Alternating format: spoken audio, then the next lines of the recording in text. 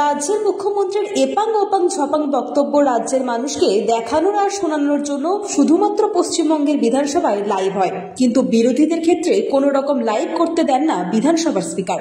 মন্তব্য শুভেন্দু অধিকারীর।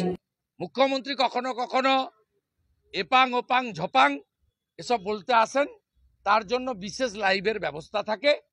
The house belongs to opposition. এখানকার রাজনৈতিকভাবে প্রভাবিত অধ্যক্ষ এগুলো করতে দেন না, তাই আমরা আজকে আমাদের বক্তব্য রেখেছি এবং বিজেপি কমিটেড বাংলা বাঙালির স্বার্থে যে কোনো পজিটিভ প্রোগ্রেসিভ ডেভেলপমেন্ট ওরিয়েন্টেড পশ্চিমবঙ্গের জন্য আমরা আছি। এখানে আমরা রাজনীতি দেখি না, দেখবো না।